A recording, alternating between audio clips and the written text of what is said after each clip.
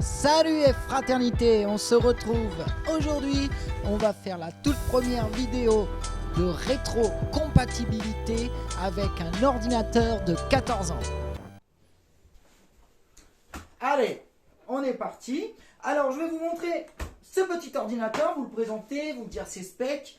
On n'est pas trop bien parti puisque c'est un ordinateur qui a 14 ans. Donc 14 ans dans l'électronique, comme on dit, l'informatique, ça va vite, ça va très vite.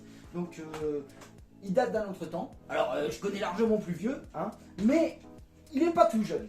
Alors, ce petit Asus, donc on va essayer de lui installer un OS actuel. Donc je suis parti sur Windows 10 par facilité. Il est propre, hein. La plastiquerie est dans un super état, il n'y a pas de pète, il n'y a pas de... Voilà, donc je l'ai acheté 10 € sur le bon coin. C'est ce qui fait que je l'ai pris parce que j'ai vu il présente bien. Je l'ai ouvert, j'ai vu qu'il était compact. Donc il présente quand même super bien. Alors les touches sont toutes présentes, elles sont pas jaunies, ni fatiguées, ni... Voilà, franchement il présente bien.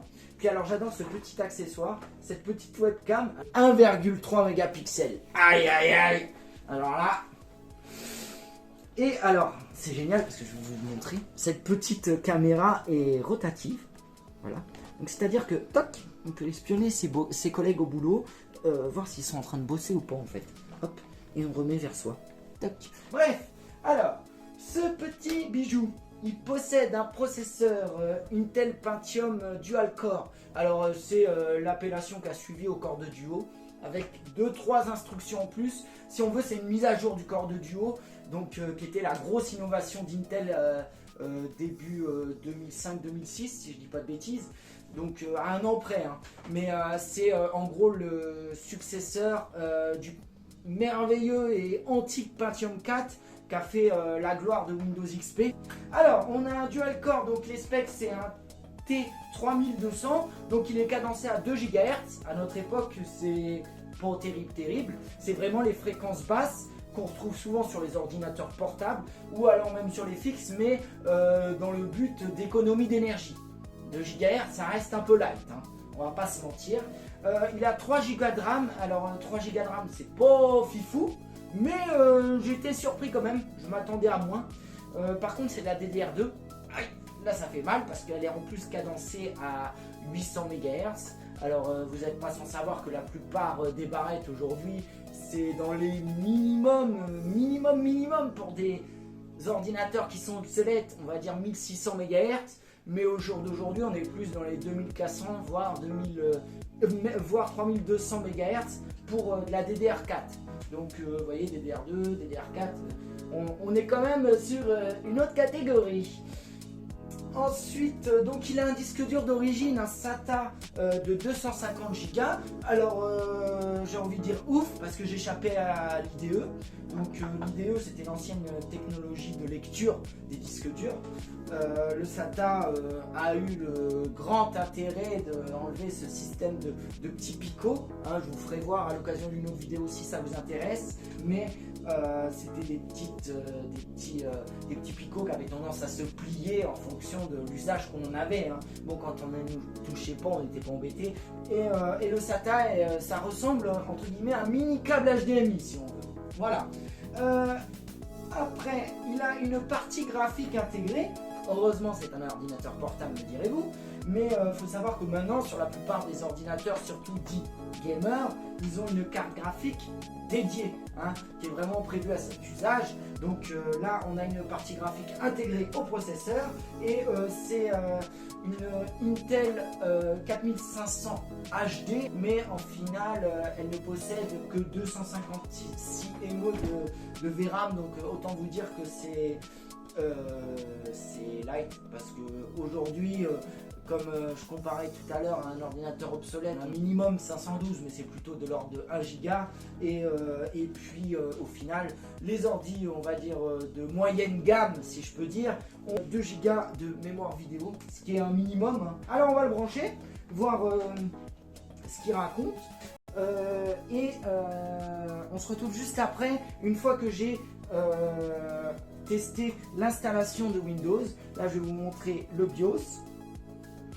Là, vous voyez, ça me permet de vous présenter l'interface du BIOS. Alors, on voit plus ça maintenant. Même quand on voit les ordis, on va dire dans la catégorie basique et bureautique, les BIOS sont quand même plus modelés. Mais moi j'adorais ces interfaces parce que ça restait quand même enfantin. Et moi j'adore, c'est vraiment comme ça que j'ai connu l'informatique. Maintenant on a ce petit logo qui tourne, là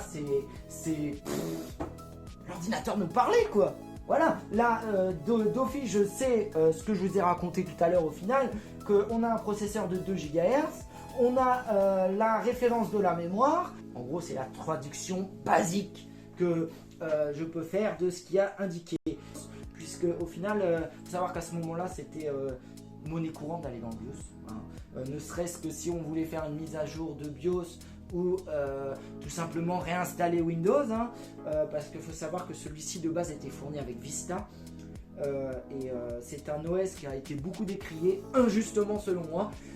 Je pense que dès que le service Pack 2 est arrivé, ça a corrigé bien des problèmes. Et puis je pense surtout que c'est un OS qui est sorti sur des machines qui malheureusement n'étaient pas assez puissantes. C'est bien le problème.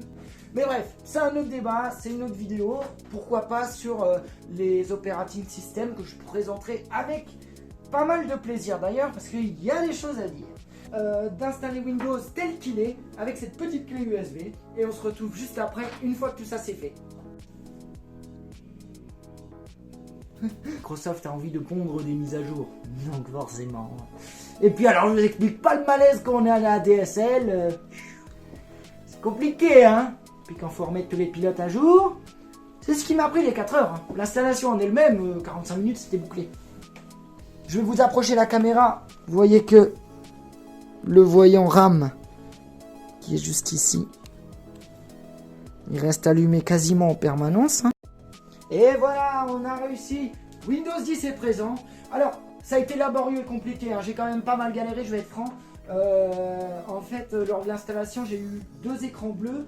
Le coupable, c'était lui, donc le disque dur, que j'ai remplacé. Puisque, donc, vous voyez bien, il est en SATA. Donc, c'était lui qui me posait problème. J'en ai remis un mécanique, puisqu'en fait pour la vidéo, pour être franc, j'avais prévu ceci. Ça c'est l'astuce que je vous donne, je vous mettrai le lien dans la description, c'est un SSD. Les SSD par rapport au disque dur mécanique, ils ont l'avantage d'être beaucoup plus performants en vitesse de lecture et d'écriture. Le système de fonctionnement, c'est une grosse carte imprimée, la taille du SSD en soi. Ça fonctionne comme une clé USB dans l'idée. Puisque je vais vous montrer cette petite astuce tout de suite pour gagner un peu de temps au chargement de Windows. Vous cliquez sur le menu démarrer, rien de bien compliqué jusqu'ici, et vous allez taper msconfig, ce qui veut dire msconfig. Donc il nous propose directement configuration du système. Alors quand on rentre ici, la configuration du système, on a général, démarrer, service, démarrage et outils. Alors, on va simplifier les choses. Normalement, quand vous entrez la première fois msconfig, vous aurez démarrage normal de sélectionner et il va charger vraiment l'ensemble des fichiers et des données. Nous, c'est pas ce qu'on veut. Vous allez aller dans l'onglet démarrer. Vous avez l'operating system qui apparaît. Vous allez dans les options avancées et voyez, moi j'ai coché, vous l'aurez grisé, le nombre de processeurs. Vous pouvez regarder cette manip sur vos ordinateurs actuels hein, sans souci. Et là en fait ce que vous allez faire c'est dérouler le menu et sélectionner le maximum de cœurs possible. Donc là c'est un dual core de l'époque, donc il y a 2 cœurs. Vous verrez que sur vos ordinateurs actuels vous aurez au minimum 4, souvent 8, 12. Et petit aparté sur le mien qui est équipé de ce processeur, donc le Intel 13500, c'est un monstre. Il n'y a pas d'autre mot, c'est performant, c'est réactif, bref, peut-être l'objet d'une autre vidéo. Mais dans l'idée, vous sélectionnez le nombre de cœurs, le maximal que vous aurez. Vous validez. Alors moi je vous recommande cette manip sur un ordinateur obsolète comme ce genre de PC. Sur les actuels, techniquement, vos instructions du processeur doivent gérer automatiquement, puisqu'on n'a pas à trifouiller techniquement dans les paramètres système pour obtenir quelque chose de performant.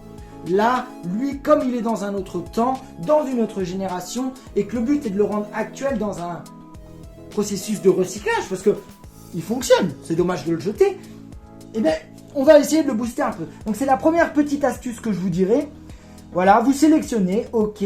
Alors quand vous le ferez, il va vous demander est-ce que vous voulez redémarrer tout de suite. Je vous le recommande, vous allez déjà remarquer un petit gain de performance. Voilà, alors la deuxième petite astuce que je vous dirai, vous allez aller dans application, donc vous l'écrivez ici, tout simplement. Voilà, donc il vous en cite quelques-unes. Hein, donc, il vous propose donc application de démarrage. Vous sélectionnez. Et là, vous avez des applications qui se lancent automatiquement avec Windows. Ma deuxième astuce, désactivez-moi Cortana. Ah, elle est mignonne, hein. Il y en a qui aiment. Moi, je suis pas tombé amoureux d'elle. Hein. Franchement, je l'avoue, c'est... Voilà, je suis pas fan. Mais bref, vous la désactivez. Pourquoi? Puisque en fait, elle est gourmande, Cortana, mon Dieu, mais... un seul homme lui suffit pas, hein, techniquement. Hein. Donc lui, techniquement, avec Cortana, il est à la ramasse. Quand je l'active, le pointeur arrive à se figer, on a du mal à rentrer dans les applications, donc vous le désactivez et avec ces deux astuces cumulées, vous verrez que l'ordinateur va tourner bien plus simplement.